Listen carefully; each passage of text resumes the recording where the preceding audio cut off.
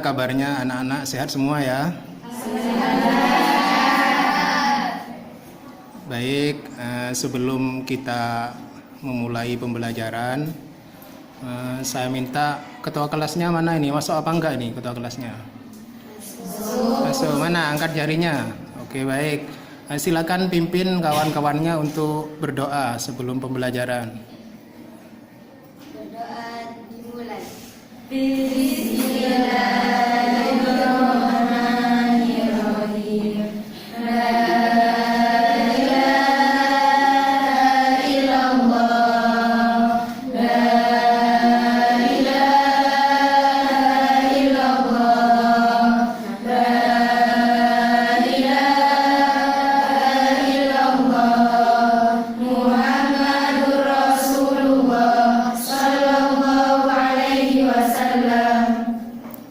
Baik, terima kasih.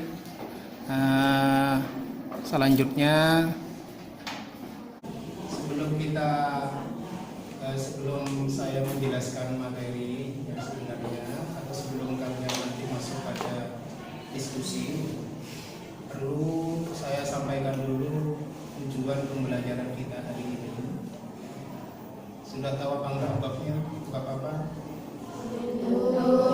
Belum. Berarti kalian pembelajar yang hebat ya. Bab kita hari ini adalah jinayat. Sub materi yang akan saya jelaskan hari ini adalah pembunuhan. Pernah dengar berita pembunuhan? Pernah. Senang ngomong nggak kalau banyak pembunuhan? Senang. Senang baca.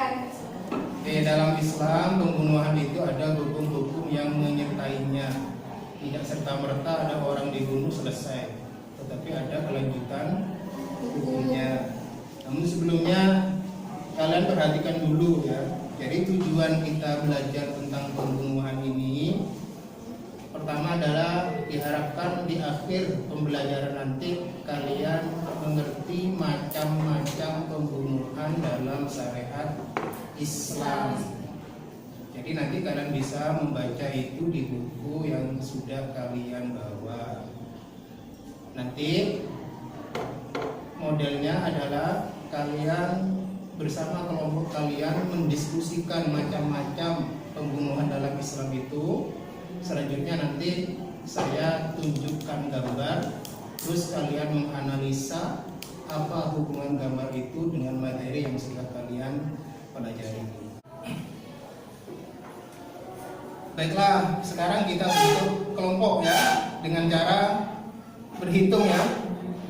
Dengan cara berhitung dimulai dari Samuel, silakan. 1, Ya, ayo. 3, 4, 1, 2, 3, 4, 1, 2, 3, 4. Ya, sudah cukup. Sekarang kalian yang angka 1 menjadi kelompok 1. Silakan bergeser, kelasnya dibongkar. Silakan bergeser. Yang 1 menjadi kelompok 1, yang 2 menjadi kelompok 2. Dan seterusnya.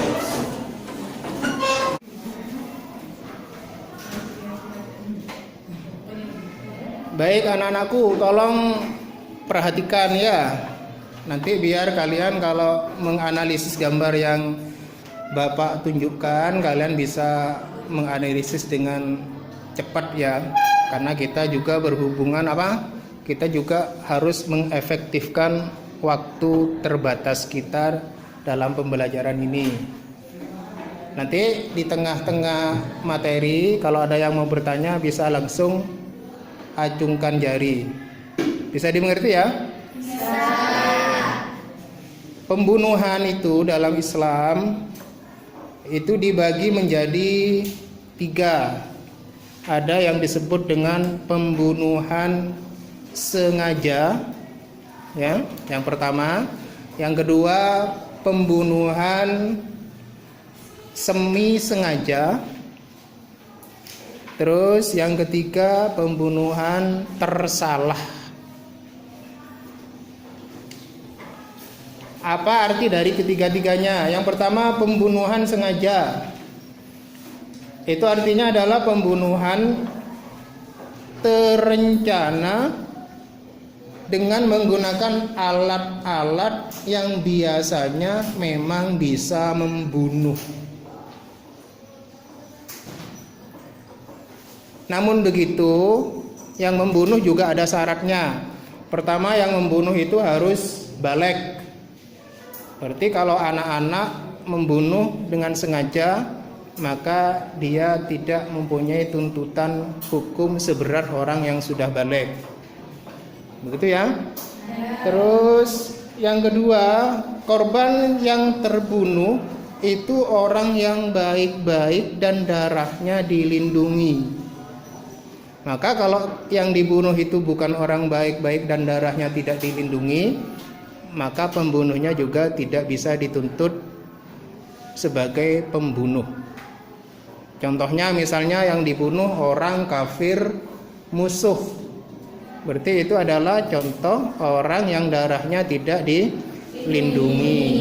Sehingga nanti hukumnya berbeda antara membunuh orang yang darahnya dilindungi dan membunuh orang yang darahnya tidak dilindungi. Yang kedua adalah pembunuhan semi sengaja. Ini tolong perhatikan biar bedanya jelas dengan pembunuhan sengaja. Semi sengaja itu bisa diartikan juga agak-agak sengaja, atau sengaja tapi tidak sengaja. Tidak tahulah, nanti dicari bedanya ya. Pembunuhan semi sengaja itu adalah pembunuhan yang dilakukan oleh seseorang tanpa ada niatan membunuh. Terjadi pembunuhan tapi yang membunuh itu tidak niat membunuh, tidak terencana. Contohnya seperti apa? Seperti orang yang melemparkan atau memukul orang lain dengan sapu lidi, tapi ternyata yang dipukul itu mati. Itu namanya semi sengaja. Memukul pakai sapu lidi itu sengaja memukul memang, tetapi sapu lidi yang digunakan itu bukan alat untuk membunuh. Tetapi ternyata yang dipukul mati, maka itu pembunuhan semi sengaja. Oke. Terus yang ketiga, pembunuhan tersalah. Apa pembunuhan tersalah? Tersalah adalah pembunuhan yang terjadi karena salah dalam perbuatannya. Ya, salah maksud. Contohnya seperti orang yang memburu burung, ya, yang ditembak itu burung, burungnya lari, pelurunya kena pada orangnya mati. Itu namanya pembunuhan yang tersalah. Sebenarnya yang ingin dibunuh burung, tetapi yang mati manusia atau orang. Ya, itu 3 jenis pembunuhan dalam Islam. Nanti kalian saya kasih soal ya, terus kalian mendiskusikannya. Maka dari soal itu diharapkan menjawab sesuai dengan materi yang sudah disampaikan barusan. Silakan anak-anak, kalau ada materi yang belum paham bisa langsung ditanyakan. Ya, silakan Najma. Kalau anak tadi kan anak yang belum balik itu tidak terkena hukum atau tetap dihukum? Anak yang belum balik lepas dari hukum atau masih terkena hukum? Ya, tapi lebih ringan atau seperti apa? Oke, baik. Ustaz, Ya, silakan. kalau seumpamanya pembunuhannya itu terjadi kepada orang yang hilang akal. Gimana? Diulang. Pembunuhan tersebut terjadi kepada orang yang hilang akal. Maksudnya sebab mabuk. Terkena hukuman apa enggak Ustaz? Dan termasuk pembunuhan yang mana? Maksudnya yang membunuh atau yang dibunuh? Yang membunuh. Yang membunuh itu hilang akal. Seperti gila gitu ya. Baik. Ya, baik, silakan. Apakah kalau orang biasanya minum komik terus overdosis, dia disebut pembunuh dirinya sendiri atau enggak? Oke, orang yang minum komik melebihi dosis terus mati, apakah dikatakan sebagai membunuh dirinya sendiri atau tidak, gitu ya? Baik.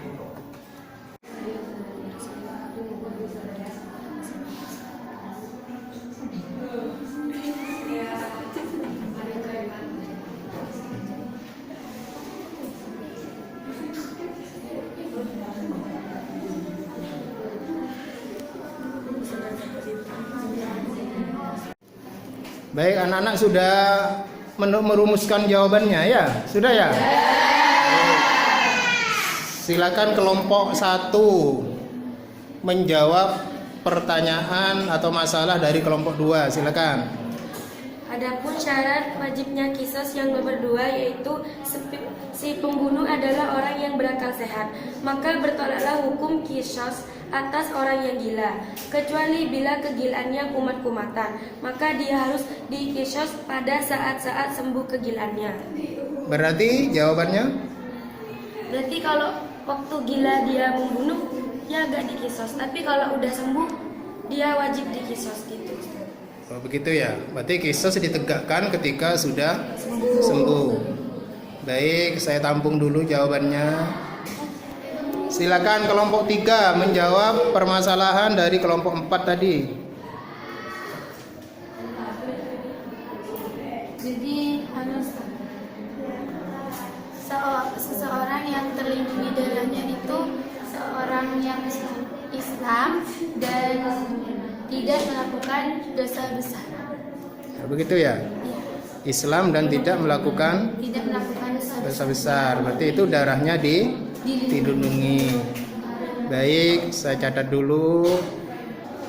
Silakan kelompok 2 menjawab permasalahan dari kelompok 1. Tadi kan permasalahan dari kelompok 1, bagaimana jika seseorang meminum komik yang berlebihan, kemudian dia overdosis, apakah dia termasuk membunuh dirinya sendiri?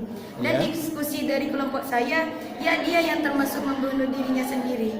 Karena di dalam Islam menyakiti dirinya sendiri itu hukumnya haram, apalagi membunuh Ustaz.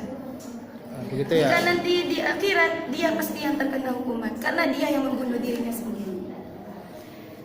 Apakah kira-kira ada kesengajaan atau tidak overdosisnya itu? Ya pasti disengaja Ustaz, soalnya kan minum komik dia tahu bukan dalam keadaan gila atau dalam keadaan yang lainnya. Oh, begitu ya, sembrono ya. Iya Ustaz. Baik. Silakan kelompok Piroti, kelompok 4 menjawab permasalahan kelompok 3. Silakan. Tadi kan permasalahannya bagaimana hukuman bagi jangan berisik lah. Silakan kelompok 4 ya menjawab permasalahan dari kelompok 3. Permasalahan dari kelompok 3, bagaimana hukumnya kalau anak yang belum balik membunuh orang? Ya. Menurut kelompok kami tidak wajib dibunuh ataupun dikenakan diyat mukallafah karena kan pelaku masih kecil, masih belum balik juga, dan pihak keluarga yang pihak korban harus maafkan apa yang anak kecil dilakukan, kan masih belum tahu apa-apa. Begitu ya. Baik. Nah, baik anak-anakku, masing-masing kelompok sudah memberikan jawabannya ya. Sekarang saya coba perjelas dari jawaban kalian itu. Sebenarnya beberapa dari jawaban kalian sudah oke ya, sudah benar. Jadi penjelasannya begini. Tadi ada muncul pertanyaan anak kecil ya melakukan pembunuhan. Muncul juga pertanyaan orang gila melakukan pembunuhan. Apakah anak kecil dan orang gila itu berhak mendapatkan hukuman atau balasan atau yang disebut kisos dalam kasus ini? Jawabannya adalah tidak. Jadi pembunuhan yang terjadi yang dilakukan oleh anak kecil ataupun oleh orang gila, itu mereka berdua itu, anak kecil dan orang gila itu tidak menanggung kisos. Kenapa? Karena mereka posisinya tidak dalam keadaan mukallaf. Gitu ya? Jadi kalau orang itu tidak mukallaf, maka dia tidak dibebani hukuman. Dia tidak sholat, tidak dosa, tidak puasa, tidak dosa. Melakukan dosa, ya tidak dosa karena belum mukallaf. Tapi khusus orang gila yang sudah pernah mukallaf, perhatikan. Maka tadi berdasarkan jawaban dari kelompok 1 ya. Kelompok 1 memberikan jawaban atas permasalahan kelompok 2. Kalau orang gila ternyata dirinci. Ketika dia melakukan pembunuhan saat gila itu, maka kisos tidak bisa ditegakkan. Gitu ya. Tetapi ketika satu saat orang gila itu sembuh, kumat lagi, sembuh lagi, maka dalam kondisi sembuh, kisos bisa ditegakkan, gitu ya. Jadi hukuman yang setimpal, kisos itu hukuman yang setimpal. Kalau pembunuhan dibalas dengan pembunuhan, itu bisa ditegakkan. Tapi ada catatan di sini, kisos itu bisa ditegakkan kalau tidak ada pemaafan dari keluarga. Kalau keluarganya memaafkan, mengikhlaskan kejadian itu, tidak menuntut kisos, maka kisos pun tidak boleh ditegakkan karena pelaku sudah dimaafkan.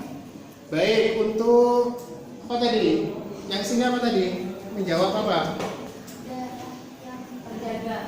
Darah yang terjaga, gitu ya. Jawabannya tadi dosa besar ya. Dari mana kata-kata dosa besar didapat? Ada sumbernya tadi? Belum ada? Belum ya? Di darah yang di apa namanya? Di apa? Dihormati ya? Darah yang dihormati itu darahnya orang Islam. Jadi tidak ada batasan melakukan dosa besar atau tidak.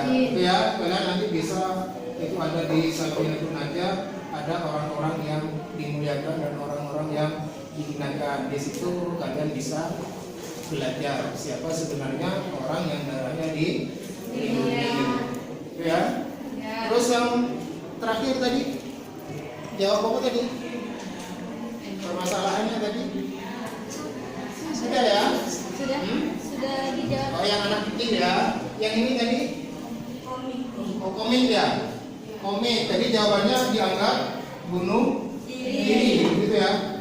Itu sebenarnya begini, tetap dilihat dari unsur kesengajaan atau tidak.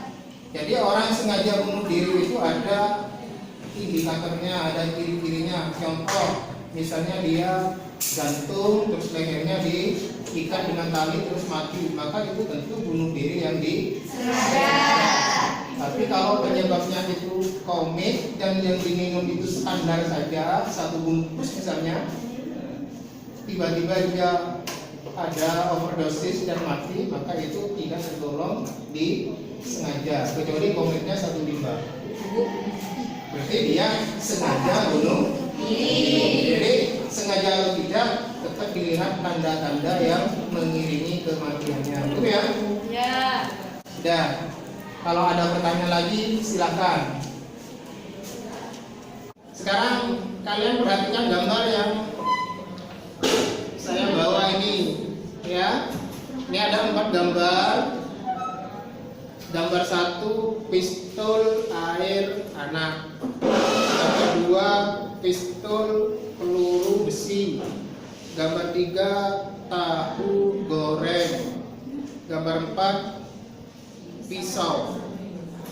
Dan untuk menguji pemahaman kalian, di antara 4 gambar ini, gambar nomor berapakah yang merupakan alat untuk membunuh? 2 dan 4. 2 dan 4. Baik, betul ya. Terus untuk gambar 1, seandainya terjadi pembunuhan gara-gara ada tindakan yang menggunakan gambar 1 dan gambar 3, kira-kira disebut pembunuhan atau tidak? Enggak. Enggak apa ya? Ya. Iya apa tidak? Ya. Iya. Kelompok 1? Iya. Ya. Kelompok 2? Ya. Kelompok 3? Tidak. Ya. Kelompok 4? Tidak. Wah, ini dua-dua ya, draw ya. Alasannya kenapa tahu menjadi alat pembunuhan? Kalau terjadi membunuh dengan tahu, masuk kategori yang mana? Pembunuhan semi sengaja. Iya, masuk kategori pembunuhan semi sengaja. Berarti pistol mainan dan tahu juga bisa jadi alat pembunuhan, tapi kategorinya semi sengaja. Semi sengaja. Gitu ya? Ya. Berarti gambar 1, 2, 3, 4 semuanya bisa menjadi alat pembunuhan. Cuma bebannya agak sama. Kalau pistol dan pisau itu tergolong pembunuhan sengaja dan hukumannya berat. Kalau bunuhnya pakai tabu dan pistol mainan, ia tergolong semi sengaja. Bisa dipahami ya? Ya. Sudah. Baik, anak-anak ya, kita sudah masuk pada akhir pembelajaran hari ini. Ya, semoga pembelajaran hari ini menjadi tambahan pengetahuan yang bermanfaat untuk kalian. Amin. Namun sebelumnya saya minta kalian menyimpulkan materi yang sudah kalian terima dari tadi. Silakan yang mau berpartisipasi menyimpulkan materi. Baik, Najma silakan. Gimana kesimpulannya hari ini? Jadi kesimpulannya pembunuhan itu dibagi menjadi 3, pembunuhan sengaja, pembunuhan semi sengaja, dan pembunuhan tersadar. Baik, terima kasih ya. Yang lain sudah seperti itu semua ya? Ya. Baik, anak-anakku ya. Sekarang sebelum kita akhiri pertemuan kali ini, kita juga perlu ingat, walaupun pembunuhan itu kejam, tapi dalam Islam ada yang lebih kejam dari Pembunuhan. Yaitu al-fitnatu asyaddu minal qatl. Fitnah itu lebih kejam dari Pembunuhan. Kenapa bisa seperti itu? Karena kalau pembunuhan murni yang mati itu satu. Tapi kalau pembunuhan yang disebabkan oleh fitnah, itu yang mati bisa lebih banyak, bahkan bisa menjadi perang dalam satu negara. Itu ya, maka fitnah lebih kejam daripada Pembunuhan. Baik, untuk pertemuan berikutnya kalian bisa baca dulu di rumah masing-masing materi kelanjutan dari bab jinayat ini, gitu ya. Biar nanti di pertemuan berikutnya kita bisa langsung gas, kita bisa langsung diskusi karena materi sudah kalian baca terlebih dahulu di rumah masing-masing. Baiklah, waktu kita sudah habis untuk hari ini. Mari kita tutup pertemuan ini dengan bacaan Alhamdulillah bersama-sama. Alhamdulillahirabbil alamin. Baiklah, itu dari Bapak siang hari ini. Kalau ada kesalahan, tolong tetap disampaikan karena bisa saja apa yang kita putuskan dalam pertemuan hari ini tidak benar, ya, maka tetap harus kita diskusi berlanjut. Jadi kita jangan mencukupkan belajar hanya di dalam kelas, itu ya, dimana kita punya tempat di rumah, di lingkungan yang lain, kita harus tetap dalam kondisi belajar. Baiklah, subhanakallahumma wa bihamdika asyhadu an la ilaha illa anta astaghfiruka wa atubu ilaika. Assalamualaikum warahmatullahi wabarakatuh.